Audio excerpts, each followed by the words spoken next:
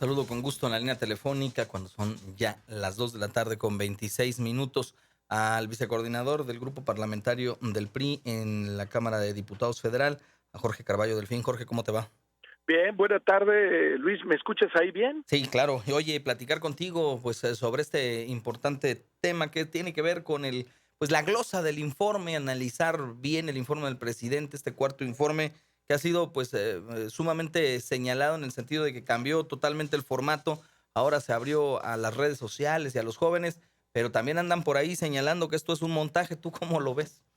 Mira, fíjate que a veces en el tema de las democracias, en la pluralidad que existe en nuestra vida nacional, en nuestra nación, el toma y daca entre los partidos políticos desafortunadamente es parte. Como tú sabes y lo sabe el pueblo mexicano, el formato presidencial lo cambiaron las administraciones anteriores, los Sí, panistas.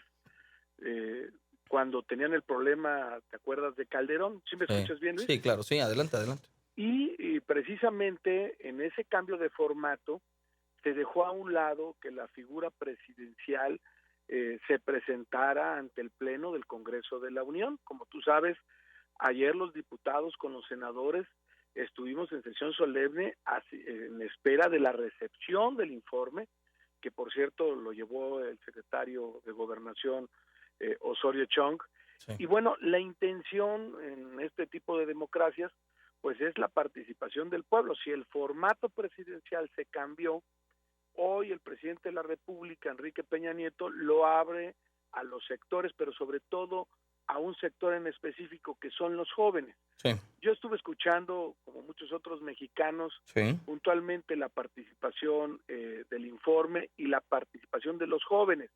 Me parecieron que se tomaron preguntas que son las preguntas que los mexicanos queríamos escuchar, sí, temas tan incómodos como la popularidad del presidente, que qué opina el presidente, sí, temas de coyuntura internacional de por qué Trump y si va a venir Hillary, sí, ¿no? Yo creo que ha sido bueno, sí. creo que podemos ir hacia un modelo histórico recuperando la figura presidencial, y el enorme problema es de que, bueno, si va el presidente de la República de cualquier otro partido en este esquema de pluralidad y que vaya a hacer el informe de gobierno al Congreso de la Unión, que no se preste a que sea un circo. Ayer, desafortunadamente, los compañeros de Morena, Sí. en un ejercicio fuera de sí, sin conceptos de fondo, sin números de fondo, simplemente por agredir, estuvieron tomando la tribuna en diversos momentos Sí, sin causas y haciendo acciones que demeritan inclusive la figura de los diputados federales. Yo creo que fue un buen ejercicio del presidente. sí, Él lo dijo, que va a seguir reuniéndose con los jóvenes, que le agradó mucho este esquema de foros, y creo que el siguiente informe podría abrirse un poco más a los diversos sectores, ¿no? De sí. la sociedad, no solamente los jóvenes, tienen que hablar y tienen que dar mucho los no tan jóvenes, la gente de la tercera edad, y lo que sí me agradó mucho, vuelvo a insistir, que fue un tema sin cortapisa, con preguntas muy agudas, Sí, y sentí a un presidente de la República que habló y que habló sinceramente. Desafortunadamente, a veces en el ambiente, apenas yo te decía el día de ayer que José sí, Woldenberg nos hizo dentro de la plenaria con los diputados federales un decálogo de lo que significa el malestar social. sí, A ver, en 30 años la economía no ha crecido, y el principal problema que tenemos como sociedad es que la sociedad y los padres de familia están preocupados por el futuro de sus hijos. Hace 30 años, nuestros abuelos tenían la seguridad de que sus hijos, hoy nuestros padres, iban a vivir mejor que ellos. ¿Sí me doy a entender? sí. Sin, sin quitar a un lado el tema de la violencia, de la corrupción e inclusive del manejo que hacen los medios de comunicación. Por eso yo siempre he reconocido que en Avan Radio y con Luis hay pluralidad y hay cuidado de lo que podemos comunicar o no podemos comunicar. Jorge, a ver, dentro del análisis de los datos duros que presenta el presidente, que entiendo llevará semanas pues en la discusión y van a convocar pues a cada uno de los responsables de sector para hacer el análisis puntual de cada una de estas, de estos rubros. ¿Qué es lo más relevante que encuentras tú que pueda informar el presidente Enrique Peña Nieto ante un escenario en donde sinceramente se vive un México pues en dos visiones? Hay un México hacia el norte del país en donde el desarrollo pues es normal, es común escuchar que Nuevo León se sigue desarrollando, que la industria va bien, que en la región de la laguna las cosas van bien, que hacia la frontera va bien, pero de la Ciudad de México para abajo, pues hay otro México, hay otra realidad, una circunstancia muy complicada, pero ¿qué es lo que tú resaltarías de este cuarto informe? Bueno, Luis, vámonos más allá. ¿Qué puedo decir y focalizar de entrada en esta glosa de lo que ha hecho el gobierno de la República en Veracruz? Ayer lo dije en esa plática que tuvimos con el diputado Cuitláhuac, de que en el caso de Veracruz es muy claro. El gobierno de la República invirtió en 110,000 hectáreas para la seguridad alimentaria de las familias veracruzanas. No fue en el país, fue en Veracruz. Históricamente siempre hemos dicho que Veracruz es granero y yunque de la nación, pero en las últimas décadas, en últimos espacios, hemos perdido ese lugar. Y hoy el gobierno de la República ha invertido 110,000 hectáreas con los campesinos, con la gente que te estoy diciendo que tiene de media hectárea a 5 hectáreas, que representa más del 85% de los productores en el campo, que representa a las zonas más marginadas. Por darte un dato, lo dije ayer, se duplicaron los recursos con el tema del café. ¿Se duplicaron en qué contexto? Tú sabes que venimos combatiendo el tema de la roya, que es un tema del cambio climático, que es un tema que viene de Sudamérica, que pasó por Centroamérica, que llegó a Veracruz y que vino a afectar a regiones tan drásticamente como Misantla, donde el 95% de la producción de este año se cayó, Claro. pero el gobierno de la República no nos dejó de la mano y no solamente invirtió en maíz para que la gente tenga que comer, sino que duplicaron los recursos y hoy la bolsa del café a nivel nacional es de 1,250 millones de pesos para recuperar los plantines, para hacer viveros con los productores, para tener plantas de mejor resistencia.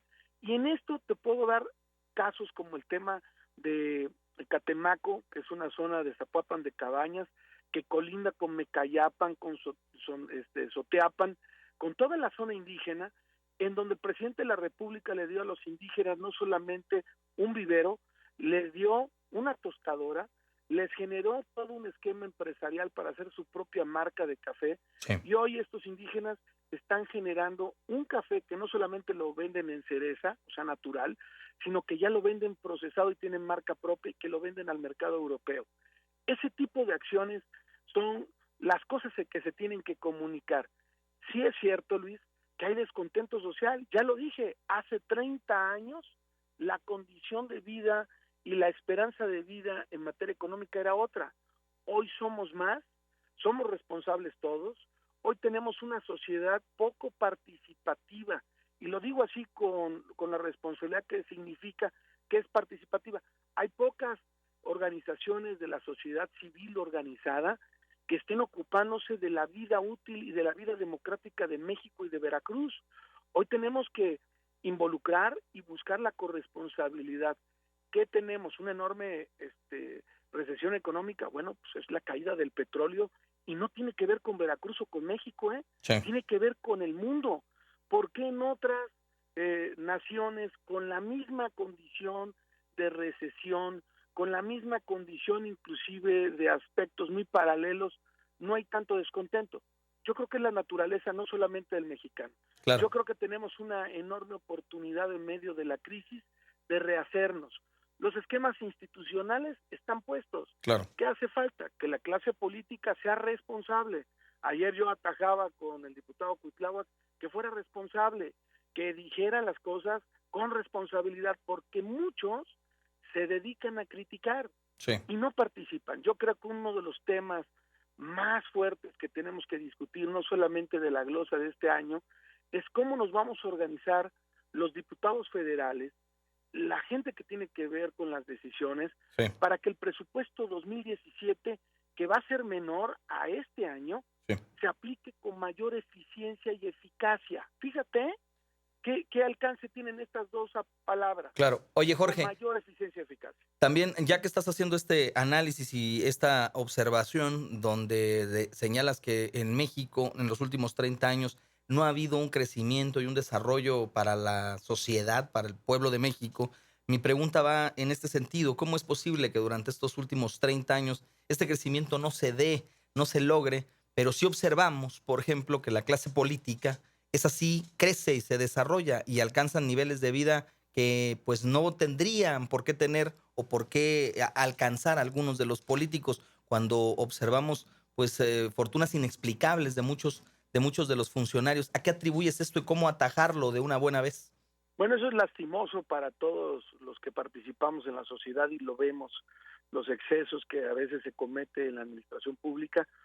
Pero bueno, esta legislatura, los diputados federales, e incluye a los veracruzanos, de todos los grupos parlamentarios, Sí. hoy dimos a conocer una ley nacional anticorrupción, una ley nacional que te puedo decir que tiene alcances nunca antes vistos, que si bien en el tema de las condiciones políticas que se dan después de un proceso, se genera un gran ambiente, sobre todo de persecución y demás. Sí.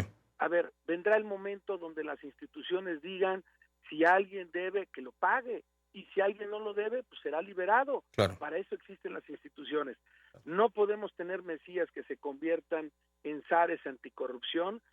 Tenemos que ser respetuosos de la ley, Claro. y seremos nosotros los primeros que estamos siendo representantes populares que impulsemos este tipo de acciones, que sean acciones que verdaderamente llenen la expectativa de la sociedad, Claro. pero que también nos dediquemos a temas tan profundos que es qué va a ser del desarrollo de Veracruz, qué va a ser del desarrollo de México, qué es lo que queremos para recuperar la grandeza del campo veracruzano, Sí. qué es lo que queremos para recuperar la grandeza del turismo que hemos perdido, qué es lo que queremos para recuperar la capacidad de infraestructura que tenemos pendiente para estar a la vanguardia en Veracruz respecto a otras entidades. Claro. ¿Cómo es posible que Puebla tenga mejor infraestructura que Veracruz? Claro. ¿Qué nos ha fallado? Claro. Yo creo que aquí, y lo he dicho, tenemos que ponernos a trabajar. El Bien. otro día me decían, oye, Carvalho, ¿por qué luego te critican tanto? Bueno, pues será porque hago, porque me muevo, porque estoy. El que no hace nada, pues no le critican nada. Bien. Yo creo que tenemos que trabajar con un solo fin y buscar el desarrollo de Veracruz, recuperar la fuerza Claro. de Veracruz, Pues la te grandeza de Veracruz. Gracias, Jorge Carvalho Delfín, vicecoordinador del grupo parlamentario del PRI, por platicar con el auditorio de En Contacto y conocer el punto de vista de este cuarto informe desde tu óptica, y también pues analizar los logros alcanzados por el gobierno de la República. Gracias. Gracias, estimado Luis. Saludo a todo el auditorio en esta hermosa tarde aquí en Jalapa. Gracias. Muchas gracias. 2 de la tarde con 40 minutos. Vamos a una pausa y regresamos. Estás en